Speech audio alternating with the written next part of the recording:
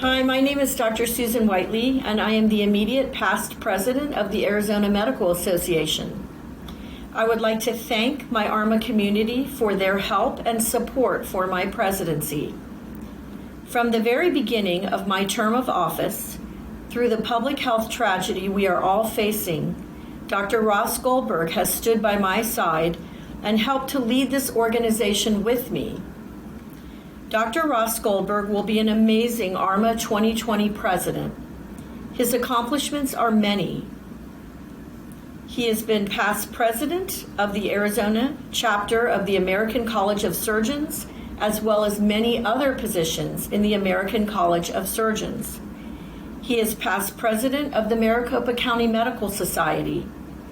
He has held multiple positions in the Society of Gastrointestinal and Endoscopic Surgeons, including chair of the Advisory and Health Policy Committee. He has been the AMA vice chair of the Resolutions Committee for the PAC West Caucus. These are just some of his positions in organized medicine. Dr. Goldberg is an advocate for all physicians, locally and nationally. Locally, as the coronavirus pandemic continues to unfold in Arizona, Dr. Goldberg has taken charge and chairs ArMA's newly developed COVID task force. As your president, Dr. Goldberg will continue to work with ArMA's physicians and staff to address critical priorities arising from the pandemic. The transition to his presidency will be seamless as he is actively working to meet these new challenges. There is no one better to lead ArMA and move ArMA forward than Dr. Ross Goldberg. Please offer Dr. Ross Goldberg all your support, especially right now as this transition occurs. I appreciated all your support when I became president, and I expect the same support and know that that will be offered to Dr. Ross Goldberg as well. Again, there is no one better to lead ArMA and move ArMA forward in the coming year than Dr. Ross Goldberg. I would like to welcome Dr. Ross Goldberg as president of the Arizona Medical Association.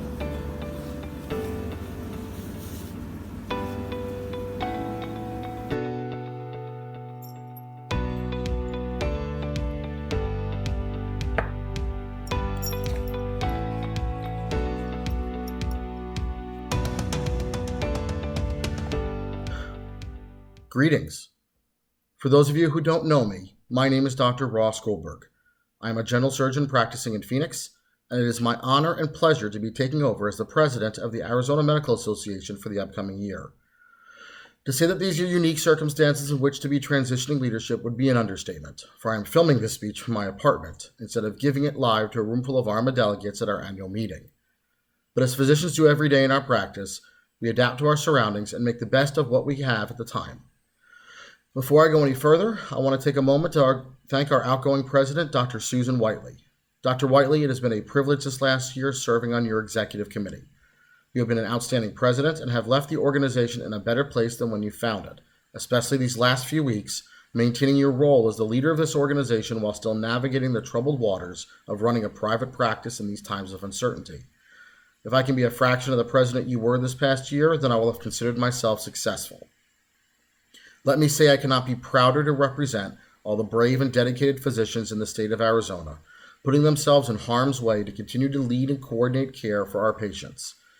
Continuing to work alongside just as dedicated and courageous healthcare workers, ranging from nurse practitioners, physician assistants, nurses and techs, all the way through our clerks, environmental services people, and food service workers. This is truly a team effort, and I promise that in this role, I will continue to advocate on all for our behalf, to ensure that we are taking care of not just the COVID patients, but all patients that need our assistance and care. Before our new normal of social distancing and daily surge predictions, everyone has been asking me what I wish to accomplish during my presidency. As I began to set out my goals for the year, an overarching theme began to appear. It showed itself over and over as I started to lay the foundation for those plans. It's a simple theme, but a powerful one, and still remains quite relevant in today's circumstances. In fact, I would say it is now the backbone on how we must handle things for the immediate future. The theme for my presidency is built upon just two words: be bold. There are moments in all of our lives when we have had opportunities right in front of us, and we want to take advantage of them. For me, one of those moments is now, and to quote the musical Hamilton, I am not going to throw away my shot. This organization is close to 4,000 physicians strong. We work on the front lines every day, taking care of our patients. We fight for them in the hospitals, in our clinics, and in the halls of our state legislature, braving all odds to continue to provide high-quality, compassionate care, even at times risking our lives to do so. We know firsthand the issues that our patients and our profession are facing. I am not just talking about our immediate needs, but what was needed before the pandemic hit. But we cannot sit on the sidelines and just lament over these issues. We need to embrace our roles as the leader of the patient care team and bring solutions to the problems we are facing. We must be bold. One of my goals this upcoming year is to take on a subject that may not be the sexiest topic to tackle, but it is of vital importance to the health of all patients in Arizona, and in the recent weeks has glaringly shown its need to be addressed and updated. I am talking about our infrastructure.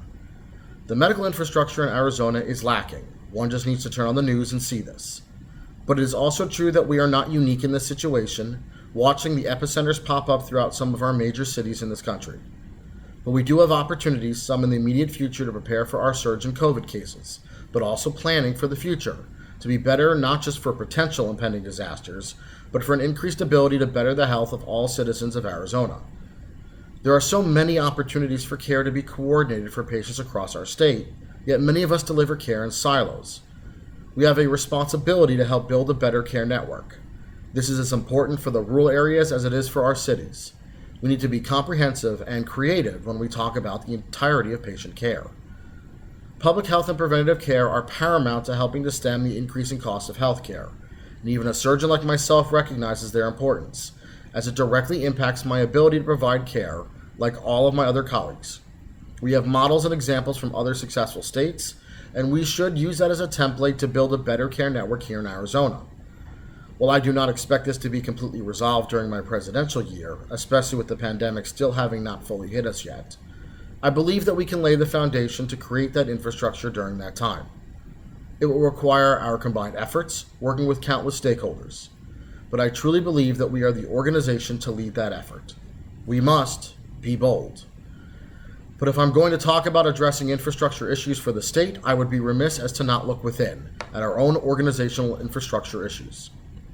ArMA has undergone some significant changes the past few years. Change is inevitable, and we are not done yet.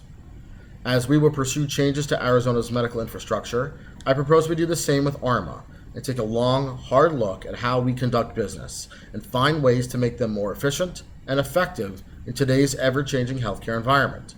Again, this pandemic has shown that we need to be mobile, agile, and prescient in a 21st century world, while still being mindful and present in representing the diverse nature of our membership.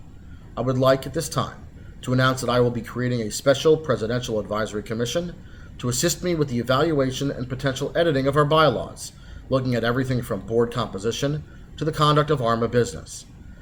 I want to assure everyone that our normal checks and balances will remain in effect. I intend to go through our bylaws committee, through the executive committee, and ultimately our board before coming before this esteemed House of Delegates next year. But we need to be honest and thoughtful as we evaluate these potential changes.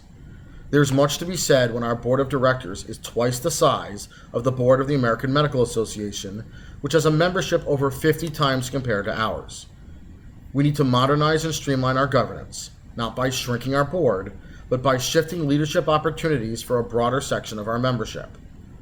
In my acceptance speech last year, I marveled at the leadership opportunities this organization has afforded me, despite having not lived in Arizona as long as others. I want to make sure that these opportunities are provided to all that are interested. To do that may require some new changes. We must be bold. Every voice in our organization is important. The voice of every physician in Arizona is just as important. We must give them avenues to be recognized and express their opinions. I truly believe that through ArMA, our colleagues' voices can be heard, but we need them engaged, we need them to be involved to make a difference. I challenge every member watching this video to help with that effort. This past year, Dr. Whiteley took steps to create a membership committee to find ways to engage with the vastly changing landscape of physician distribution, ranging from private practice to the employed physician. But to be successful, we need to have as diverse a committee that mirrors our population. I encourage all of you to consider signing up for this committee, which you can easily do with a simple call or email. Don't worry about potentially missing your chance to sign up. I will be happy to offer you a personal invitation to join the committee in the near future. Finally, we need to find ways to enhance our communication with not only our members, but all physicians and all our patients as well. I am happy to announce that I will be pursuing the creation of a new communications committee, one that will help ArMA staff in our ability to engage with the community through all our media platforms, including social media. We need to be able to deliver high-yield, influential information that can fit on the screen of your typical smartphone. We need a message that can reach baby boomers through Generation Z and all those age groups in between. If these issues were easy to solve, I would not be sitting here talking about them.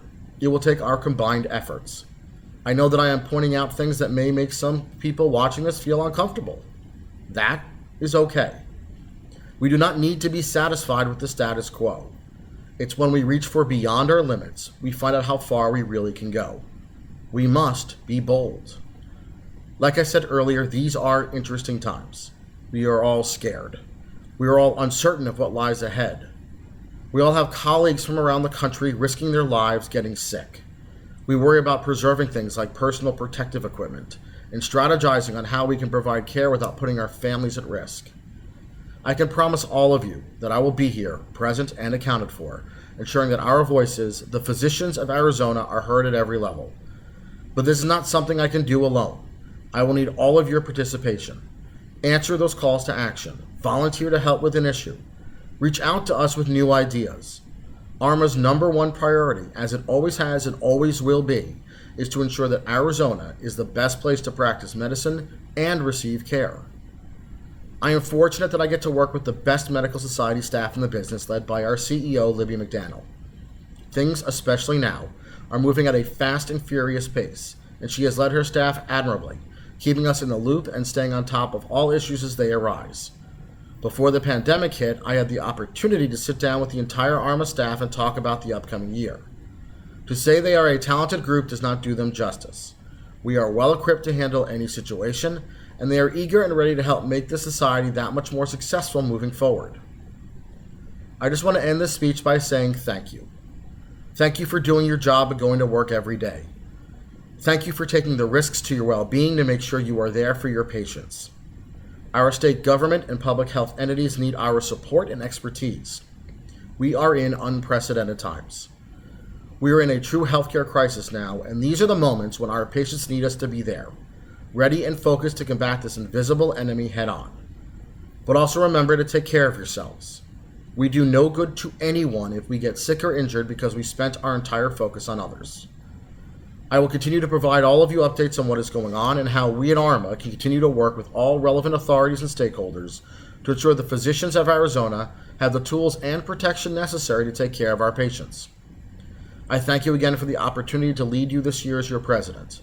I was truly honored and humbled when I was elected last year because I understand and recognize the history of this organization and the role it plays when it comes to healthcare in the state of Arizona. I promise each and every one of you that I will give 110% every day, and that I will use all the strength in my voice and passion in my heart to fight for you and our patients on all of these issues. I will be bold. Thank you for your time. Please stay safe, and I look forward to representing you in the year ahead.